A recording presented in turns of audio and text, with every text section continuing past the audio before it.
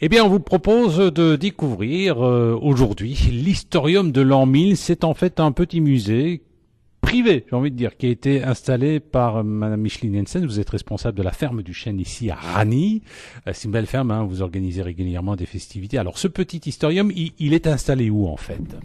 Il est installé à l'endroit où se trouvait normalement la grange à Dîmes, qui a été détruite vers le XIVe siècle, parce qu'à l'époque, il y avait des problèmes de nourriture, et suite à des mauvaises récoltes, etc. Et alors, les gens n'ont plus voulu amener la dîme à l'abbaye, et l'abbaye a démantelé donc la grange à Dîmes, et a alors construit la ferme de la cour à la place, avec une cour de justice en fait, pour punir les récalcitrants. Voilà. Alors, il y a aussi à l'entrée, hein, à l'extérieur, une maison en toit de chaume, là, c'est ça? Oui, c'est la maison du jardinier, du paysan en fait, hein. Donc nous construisons petit à petit en torchis avec du seigle pour le toit, etc. Donc on essaye d'en faire. Voilà. Alors, quand on arrive à l'entrée, tout d'abord, bon, la salle est très, très cosy, hein. Il y a un énorme panneau avec découvertes et inventions médiévales. On découvre plein de choses. Par exemple, les traités d'algèbre qui datent, j'ai vu ça quelque part déjà Du du Xe siècle. Xe siècle. Et puis, par exemple, on a commencé à utiliser le charbon dans l'industrie au XIIIe siècle. On apprend ça comme sur ce tableau en plan, plein de trucs, hein. Ah oui, tout à fait. Par exemple, ce que je dis souvent, parce que tout le monde a enfin beaucoup de gens, je vais dire, ont sur le nez ce qu'on appelle des lunettes. Mais ça, c'est une invention médiévale, hein, de moines copistes, en fait. Eh ben, dis donc, c'est assez. Alors après, quand on voit ça, quand on avance un tout petit peu, vous avez reconstitué un village, il est bien indiqué prière de ne pas toucher. Qu'est-ce que ça représente en fait? Ça représente un peu l'aspect qu'avait le village médiéval. Parce qu'il faut savoir qu'à l'époque, avant l'an 1000, 9 habitants sur 10 étaient paysans et habitaient le village. Mhm. Alors vous évoquez aussi le travail annuel du paysan et les outils qu'il utilisait pour l'effectuer. Alors, ils utilisaient des outils différents en fonction des mois. Comment ça se passe exactement? Tout à fait. Donc là, nous voyons ce qu'on appelle le calendrier rusticana, hein, qui date bien sûr du Moyen Âge et qui représente un peu le travail mensuel du paysan, parce qu'évidemment, on suivait le cycle de la nature. Eh bien, ça va. Alors, il y a une entrée de château. On entre dans la cour, hein, du château. Alors, il y a différents métiers qui sont abordés, hein. Vous avez par exemple le métier d'armurier et de aubergier, c'est ça? Voilà, l'aubergier, c'était celui qui fabriquait les cottes de mailles.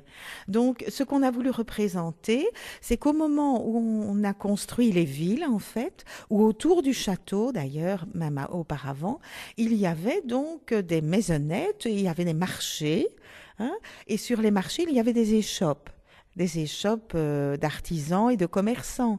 Donc voilà, c'est un petit peu tout ce travail qu'on a voulu représenter. Un travail qu'il ne faut pas oublier, c'est le métier de tisserand. Ah oui, tout à fait. Le tisserand apportait son travail de tisser au drapier, en fait. Donc, c'était des métiers différents. Mais ce qu'on a voulu mettre sur l'échoppe du tisserand ou du drapier, c'est montrer un petit peu de quoi on se servait, comment on utilisait donc ce dont on se servait. Par exemple, on a les outils, hein, ici la quenouille, par exemple, les poids ici, hein, donc que l'on mettait autour, de quoi faire des galons, par exemple, la lucette avec laquelle on faisait les cordons. Alors, ce sont des artisans tisserands qui proposent ces formations, ces animations? Ce sont des drapiers, alors, à ce moment-là. Non, non, ce sont ceux qui montrent normalement, ce sont des personnes qui présentent aussi des ateliers scolaires. La plupart, ce sont des enseignants, hein. Voilà, on va passer à côté. Et là, évidemment, c'est un superbe endroit. C'est la calligraphie. La calligraphie parcheminier aussi. On explique aussi comment se faisait le parchemin. En voici un, hein. On explique aussi pourquoi les moines avaient une tonsure. Ah oui, elle est belle la tonsure, hein. Oui, donc on la fait mettre, c'est assez amusant. On essaye toujours de recréer ça de façon amusante. Mais alors on voit aussi comment on fabriquait les couleurs pour l'enlumineur, hein. Donc nous avons à la fois les pierres semi-précieuses qui étaient utilisées, mais également tout le matériel, hein, donc. On passe à côté et là, on se retrouve avec l'espicier. apothicaire barbier. Tout à fait. Donc, en fait, l'apothicaire, que nous appelons actuellement pharmacien, était un barbier au départ. Donc, c'était le même personnage qui faisait tous ces offices-là. Et donc, c'était lui aussi. Je vais vous montrer, par Oui, exemple. voilà, montrez-nous. Montrez-nous. C'était lui aussi qui opérait, Ah, il était également un peu un médecin, un peu. chirurgien avant que l'ordre des chirurgiens ne n'apparaisse. Et alors, évidemment, bon, les travaux ont été bien réglementés, hein. Oui, mais c'est vrai. Notez que je voudrais pas me faire opérer par mon coiffeur quand même. Alors il y a aussi les vitraillés, hein. Tout à fait. La technique du vitrail est expliquée, ainsi que celle de la grisaille. Donc ici, on peut allumer, on voit apparaître alors ce qu'est la grisaille que l'on explique, hein. Ce sont les dessins faits sur le vitrail. Voilà. Et puis alors là, un petit peu d'occultisme, hein, parce que les compagnons bâtisseurs, c'est lié à la franc-maçonnerie, ça suscite quand même un peu de mystère. Oui, bien sûr, actuellement toujours, hein, puisque bon, ce sont d'ailleurs des compagnons bâtisseurs qui ont restauré donc la salle Tristan, hein. Et donc ça nous vient de très loin, le compagnonnage du Moyen Âge, bien sûr, où on a réglementé à partir de la naissance des villes, en fait, on a réglementé le travail. Ainsi, ce sont les compagnons qui ont réglementé ce qu'on appelait le travail au noir. C'est parce que on ne voulait pas que qu'on épuise les gens, et ils ne pouvaient pas travailler à la lueur de la bougie, en fait, hein. Donc voilà le travail au noir. Mais on voit aussi dans cette échoppe ce qu'étaient les mesures médiévales, hein. Donc on mesurait avec le corps, hein. C'était le seigneur du lieu qui déterminait avec son corps les mesures, ce qui fait qu'elles n'étaient pas les mêmes d'un endroit à l'autre, hein. Ce n'est qu'après la Révolution française qu'on a réglementé ça.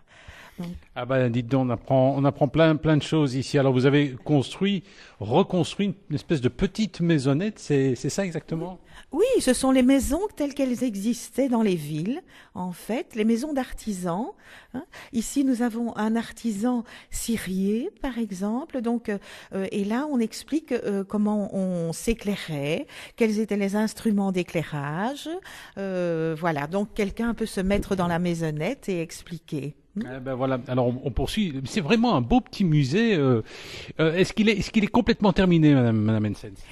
Il n'est pas encore tout à fait terminé. Il me manque la partie art, en fait, au Moyen Âge. Donc là, on est occupé à essayer d'élaborer donc des objets d'art également, hein, des triptyques, etc. Et voir comment la peinture, la sculpture se présentaient au Moyen Âge.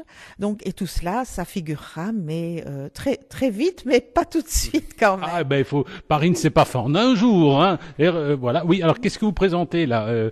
À une espèce de bouclier avec templier et tout là sur votre gauche là. Oui, oui, oui. C'est pour le décorum ça. Eh bien, oui, ça c'est pour faire les quintaines en fait, hein. Donc, lorsque nous avons, ça ce sont celles des enfants. Lorsqu'ils viennent en atelier scolaire, il y a aussi donc des joutes à la quintaine, hein, parce qu'au Moyen Âge, il y avait quand même toute une discipline en fait qui voulait qu'on se dépasse. Et en fait, il y avait essayer d'atteindre le maximum de ses possibilités, chose qu'on a un petit peu perdue, je crois, à notre époque, et qu'on ferait bien de redécouvrir, hein. Alors il y a ici une espèce de baignoire, une espèce de bassine là. Oui, tout à fait, pour expliquer que au Moyen Âge, en fait, c'est sur l'hygiène également. On se lavait, hein, au Moyen Âge. C'est aussi un cliché qui nous est venu. D'ailleurs, le mot savon vient du Moyen Âge, de la saponnaire que l'on utilisait aussi. Ben, dites donc, on apprend plein de choses ici. Alors, vous reconstituez quand même certaines petites villes, les châteaux forts, les cathédrales, etc. Oui, ici, donc, nous avons des maquettes de quatre présentations de construction médiévale, le village médiéval, le village viking également, hein, qui existait aussi, la ville au Moyen Âge, l'abbaye et le château fort. Hein. Donc, ce sont pas mal de constructions médiévales donc qui Mais viennent qui de nos subsistent ancêtres. encore quand même, ces châteaux. Ils étaient vachement solides, ces Oui. abbayes, etc. Tout ça reste. Hein. Bien sûr, ils nous ont légué pas mal de choses. Je pense qu'on devrait aussi penser à nos constructions à nous, qu'elles puissent passer à la postérité. Ça, c'est un autre débat.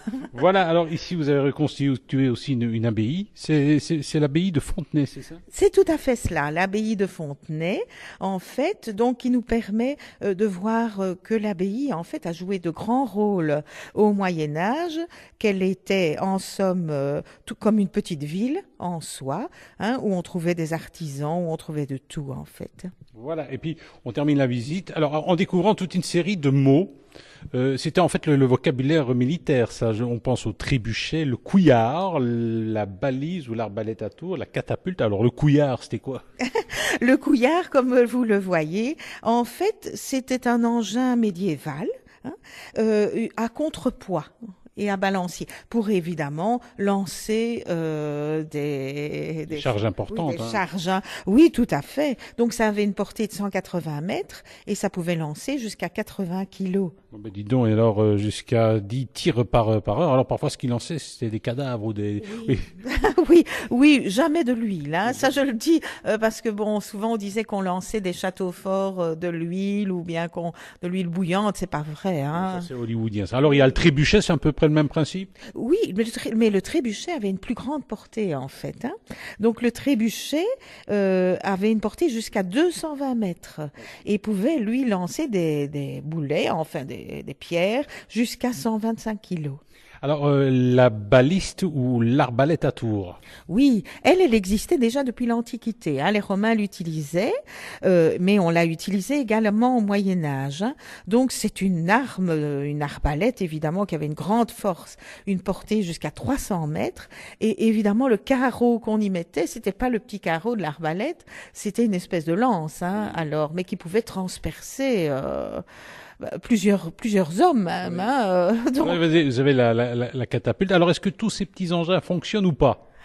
non, ces petits engins donc sont tout à fait faits de façon à les reconstituer comme à l'époque, mais donc ils ne fonctionnent pas, ils sont trop délicats. Mais rien ne vous empêche un jour d'imaginer la construction, pourquoi pas, d'une petite catapulte et de faire quelques expériences à l'occasion de fêtes. Ah oui, mais nous avons un trébuchet plus petit évidemment que nature hein, chez nous, mais qui peut quand même fonctionner là. Eh ben voilà, en tout cas, Madame Hensens, félicitations pour ce musée. Donc maintenant, il ne vous reste plus qu'à, je dirais, développer la partie art. Voilà, donc quand C'est j'aurai... énorme l'art au Moyen Âge. Ah oui, évidemment. Donc, ça va de la joaillerie, évidemment, à la sculpture, donc la peinture, plein de formes Alors, d'art. en dehors de votre ferme, vous avez aussi un jardin, le jardin de la sorcière ou le jardin de Hildegarde. Hildegarde qui était une célèbre botaniste, si je me... Oui, Hildegarde, c'était une moniale, donc, mais qui a été pas que botaniste en fait. Elle était en fait, ce serait à la fois, elle cumulerait hein, le pharmacien, le philosophe, l'écrivain, la poète, la musicienne. C'était vraiment une femme du Moyen Âge, mais qui a apporté énormément de choses qu'on redécouvre encore actuellement. Oui, alors dans ce petit jardin, il y a un jardin où on découvre un certain nombre de plantes, plantes importantes qui, sur un plan pharmaceutique, sont encore utilisées de nos jours. Tout à fait, parce qu'il faut savoir que la cuisine médiévale, en fait, était une cuisine de santé. Les recettes avaient été promulguées par l'école de Salerne au départ, qui voulait utiliser la cuisine pour soigner les gens, somme toute, hein, en forme de prophylaxie de maladies. Et donc l'inclusion des plantes et des herbes que l'on consommait était vraiment recherchée. Par exemple, on n'utilisait pas l'épinard que l'on connaissait depuis les Romains parce que l'épinard s'oxyde à l'air et on le remplaçait par le Chénopode Bon-Henri ou la patience des moines, en fait des légumes qui existent encore actuellement mais que l'on délaisse croyant que c'est une mauvaise herbe ou que ce n'est pas comestible. On dit souvent qu'il y a de bonnes herbes, mais elles poussent au mauvais endroit. C'est souvent ce qu'on dit. Oui, voilà, je crois aussi très fort à cet adage-là. Alors, il ne faut pas oublier non plus que l'époque du Moyen Âge, c'est l'époque aussi des croisades et qu'il y a eu des échanges avec Bon, il y a eu des guerres, d'accord, mais il y a eu des échanges commerciaux entre ces différentes zones-là et la nôtre. On a découvert, par exemple, on nous a ramené l'échalote, par exemple, ça vient de ça. Hein. Tout à fait, et pas mal de choses nous sont venues des croisades. Les croisades ont joué un rôle aussi primordial dans les apports que l'on pouvait avoir, parce qu'à l'époque, évidemment, pour avoir des contacts avec donc les autres continents, il fallait attendre longtemps. Hein. Donc voilà, mais les croisades nous ont apporté beaucoup.